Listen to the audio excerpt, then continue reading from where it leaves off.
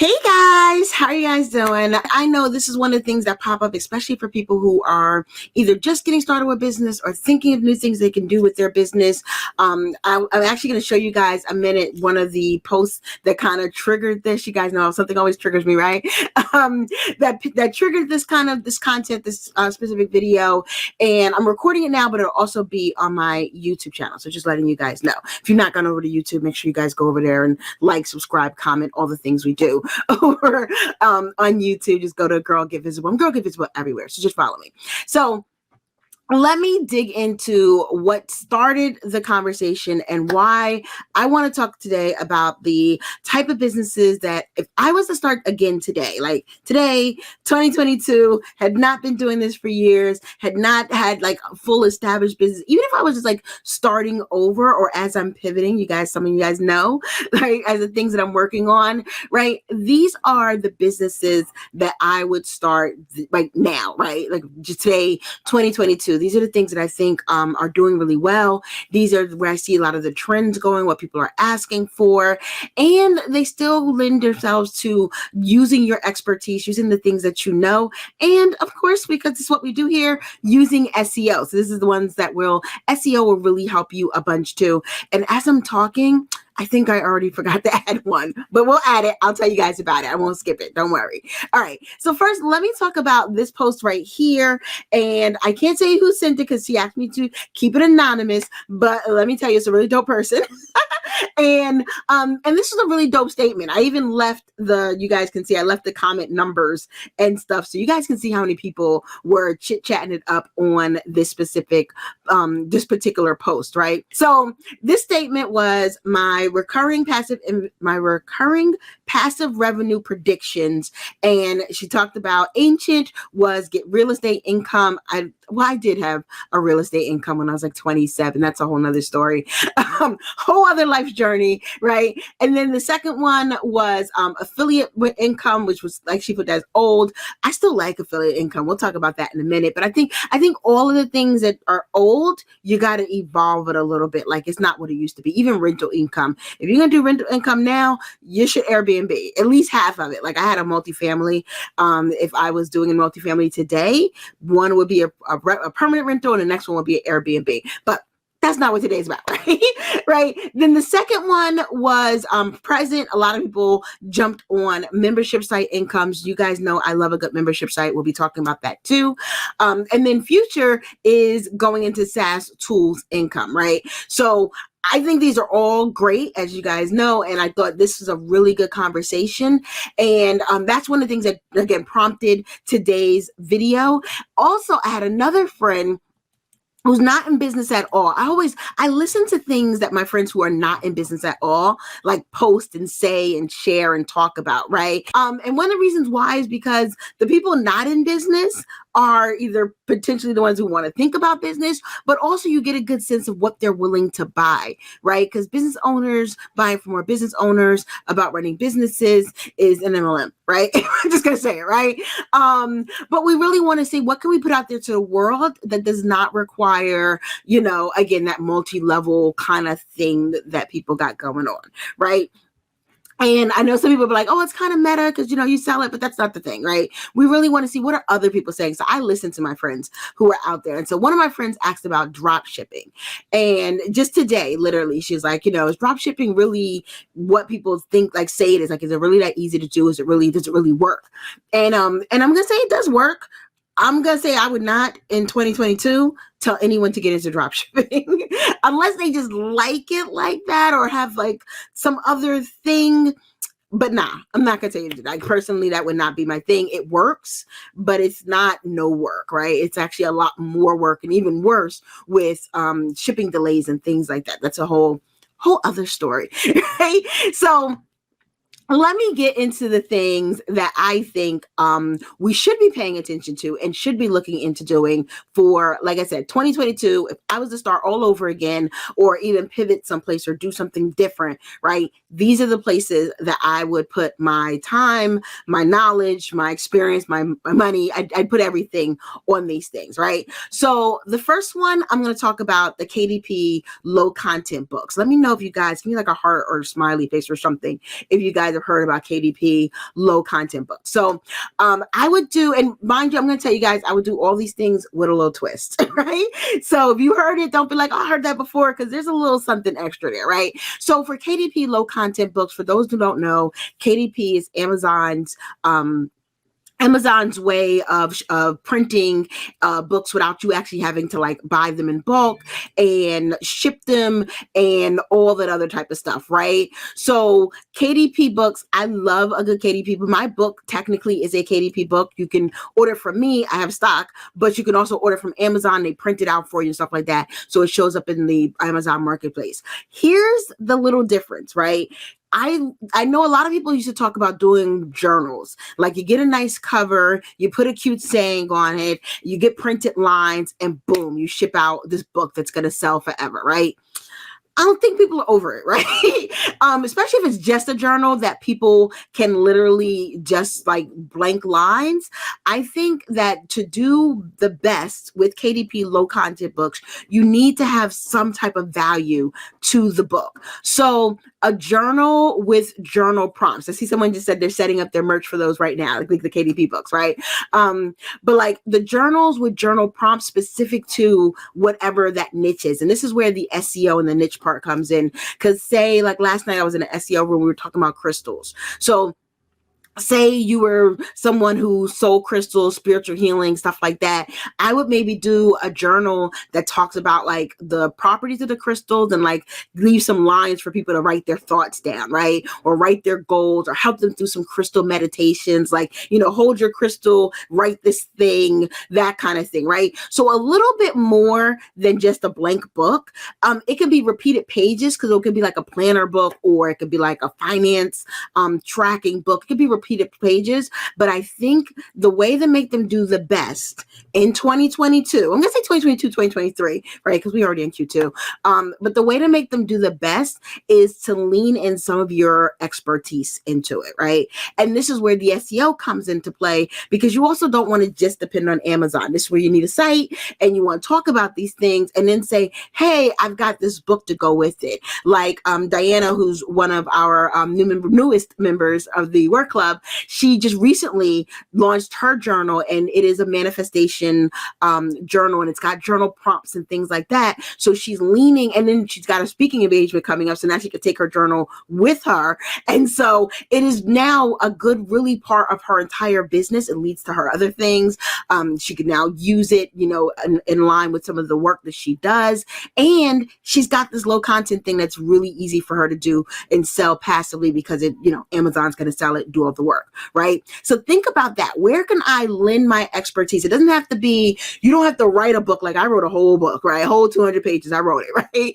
But you could do something that's just, if you can write 100 prompts, 100 affirmations, 100 questions, you can create a low content book, right? So think about that and lean it into your expertise, right? So that is my number one thing that if I was starting today, what I would do today is this, right? So number two, which is what I'm actually doing, right? Number two is a SaaS system, right? So, but again, there's a little nuance to this, right? So there's levels to all of these things, right? So SaaS is not as hard as people think. You don't need, let's say you don't have to have like a degree in IT, years experience in IT. There's sometimes you don't even need to know how to code, right? Yes, you don't even need to know how to code, right? So there's these things called no and low code SaaS solutions. And SaaS, for those who don't know, is software as a service. Pretty much, I put it here in layman's terms, payment-based software. So if you do something like, even now I'm using StreamYard. StreamYard is a SaaS company. I pay every month in order to use StreamYard. If you use Acuity or any email system, that is a SaaS. You pay every month to use the email system. But there's other things that people pay for that they use every month too. So back to our low content books. What if you turn that into an online tracker that people can go and put in their information into an app, and it'll help them keep track of that, right? And instead of selling them a book for one time at like maybe $10, $15, you charge them every month so that they can track their stuff. And maybe you still throw in those prompts that we talked about, right? So Something like that. Think of what are the tools that would help people. One thing I'm seeing, and you'll see with the things I'm suggesting here, is that people want to get things done faster. Now that we are back, now that we've been inside, and we know how horrible it can be, right, to be inside for years, right? And now we are back outside. We are looking for shortcuts, ways to get things that we want to get done quickly. People are a lot more willing, thanks to things like Netflix and Disney Plus. They have paved the way for people to pay monthly for specific things. I gave someone the example, actually on that post that I showed you guys at the beginning, I gave someone the example of Adobe. For those of us who do graphic designs or graphics, stuff like that, you probably know Adobe, right? Photoshop, Illustrator, all those are Adobe products. Adobe used to, back in the day, right? Adobe used to sell a software just as a disc or a download or whatever, but a one-time thing. So for about $500-600, it was not cheap, right? $500-600, you could download the software and boom, you've got it. You use it every year or two. They would come out with an update, but you didn't have to buy the update. You had your thing. And as long as you were happy with your thing and it was still working for you, you could keep your thing. They never knew if you were going to come back. Never knew, right? Then I don't even know what year it was, but a couple of years ago, they went to what they call Creative Cloud, right? Where they no longer sell a thing, right? Now they sell a service, a subscription. You still get the same software, you still can access it, but now you have to pay a monthly or annual fee. And guess what? It's about the same. Like once if you do a year of that Creative Cloud, it's about the same price that it used to have that one physical thing. But here's the big difference. They know that you're going to have to come back. Right? So if they charge, which they do charge like $50-60 a month, right? If you just keep it for a year, you're going to spend about $500-600 on it. But they know that year number 2, you're going to have to stay with them in order to continue to use it.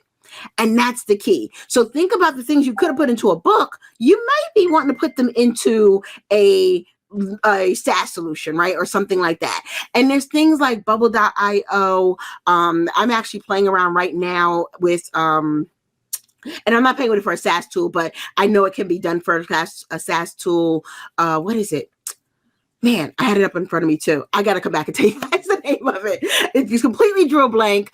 But there's bubble.io. There's a couple of other tools, but there are a lot of things that you can like build. Even Google now has like a Google App Sheets, but there's all these tools that you can build without having to actually, without having to actually code anything yourself, right? So those are some of the tools you can use. SaaS, I think, is really, as that post said, SaaS, I think, is really one of the ways and places that people are going. And for us who are thought leaders, if you can help people think through the processes, that's a lot of what my tool does, right? I can write your content for you, or I can help you with my tool through the process of what I do in my mind, right? Put my mind into a tool, and then people can use that. So think about that. You could absolutely do this, right? So that is number 2. And I see some comments in the thing. Yes, using your expertise in the process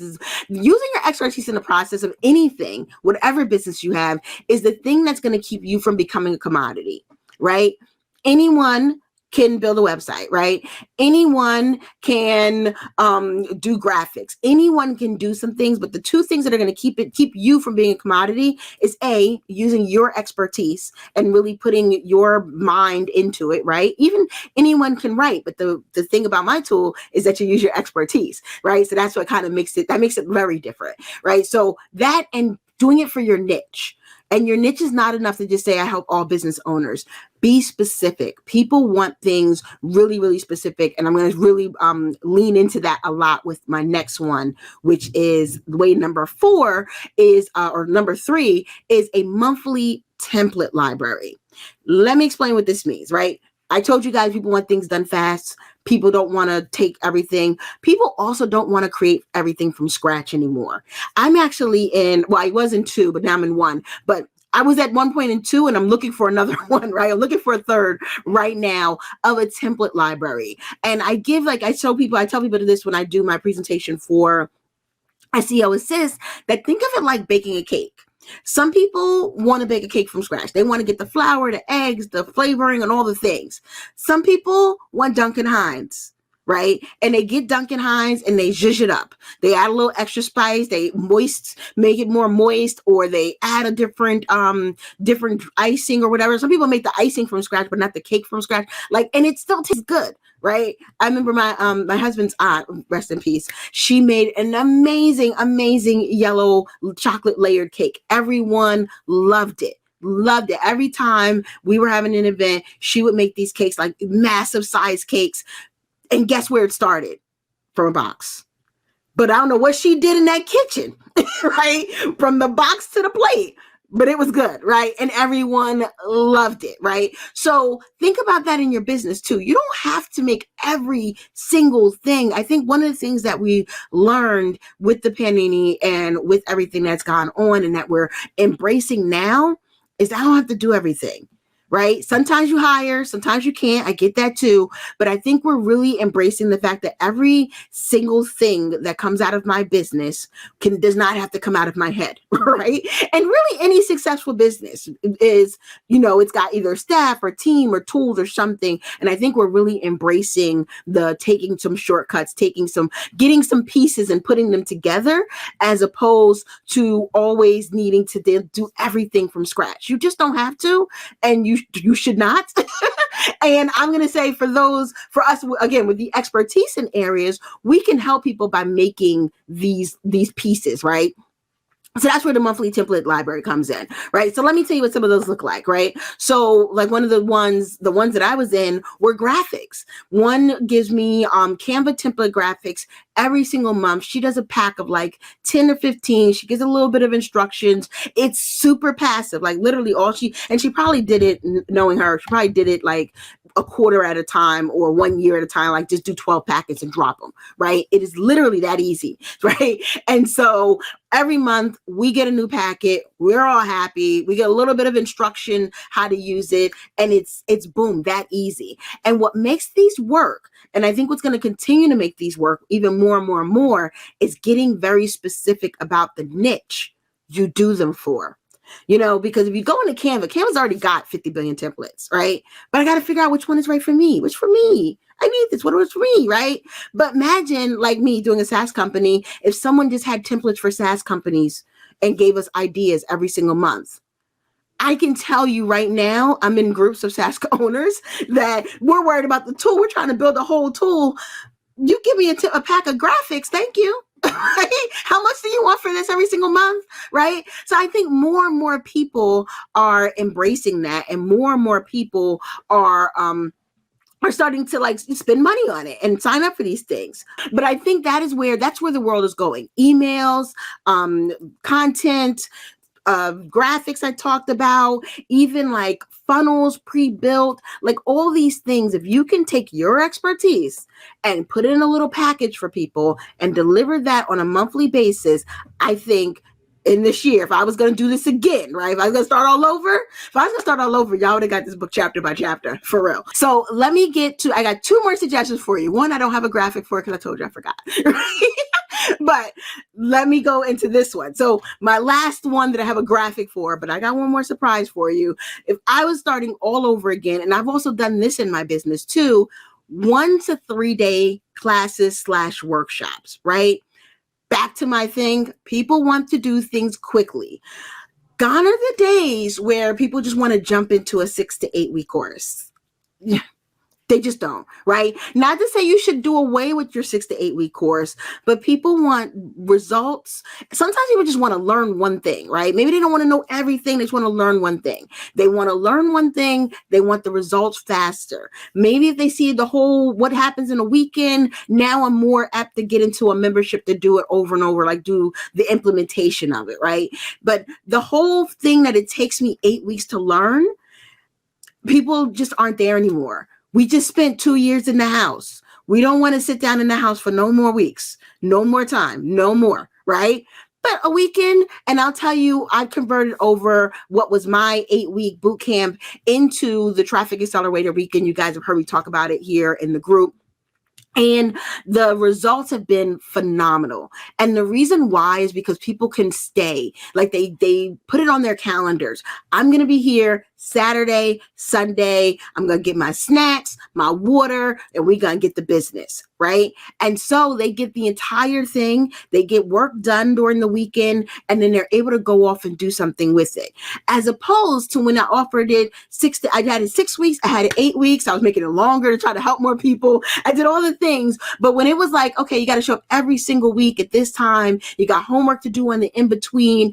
I'm not going to lie. Some people you lose. Right? Some people don't make it. Some people get to week 3 or 4. Life starts life in them and stuff. And next thing you know, they just don't make it, right? They don't make it to the end. When you do something 2 days or 1 day, 3 days, I would say is the max, right? But when you do something really quick like that, then people can retain it. People can get it. People can get some work done and they're done with it, right? I'll tell you guys, and it's not just starting, like I'm bringing it to you guys in the online space, but when I took my PMP, I have a project management professional certification. When I took my PMP, I took a 1 week class, and they used to have these 1 week boot camps that you like start on Monday, end on Friday, take your exam, and you're a PMP.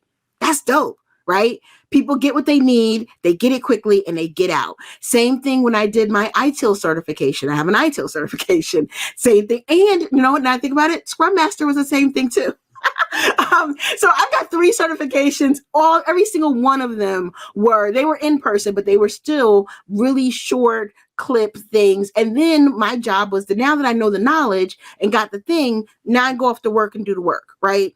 That's what these 1 to 3 day workshops do. They get the knowledge, they learn the thing, and they go off. So any of you guys who are teaching anything, so this is where our expertise comes in, right? If you're teaching anything, can you teach it in 2 days? Not an hour a day, but literally, so you think about a 6 to 8 week class.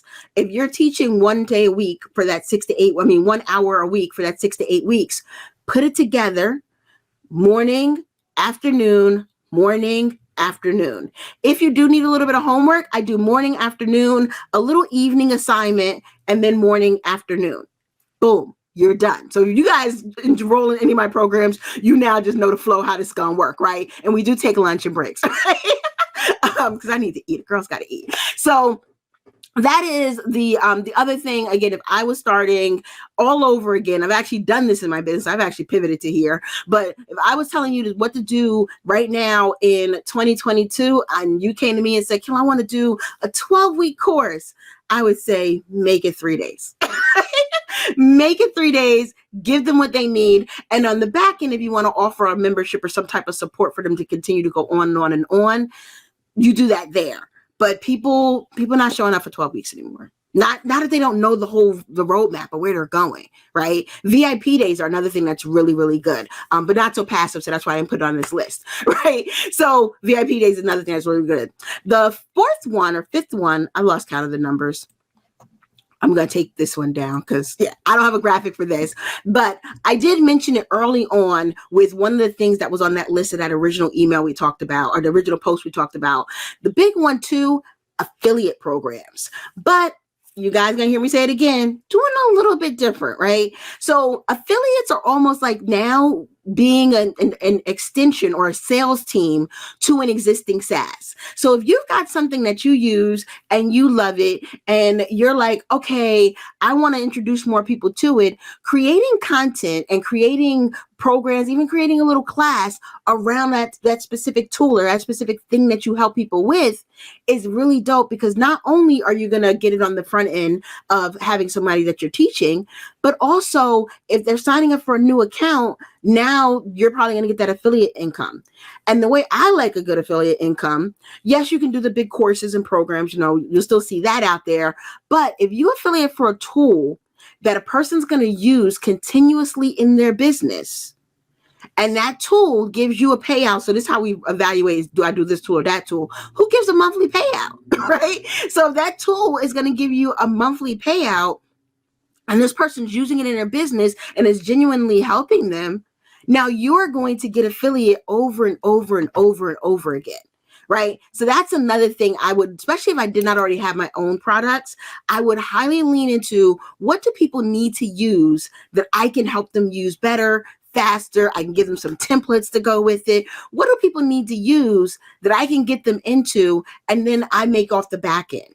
Like ClickFunnels is a really good. I know some people hate ClickFunnels. I'm looking for a replacement, but right now they got some of the best affiliates. I'm sorry, right? But they are a good one, and they're one that I know, so I can at least say I know the product. But with ClickFunnels, you can make a funnel, right? You can create a funnel for yourself if you want to, however you create a funnel, and then you can share it with a friend.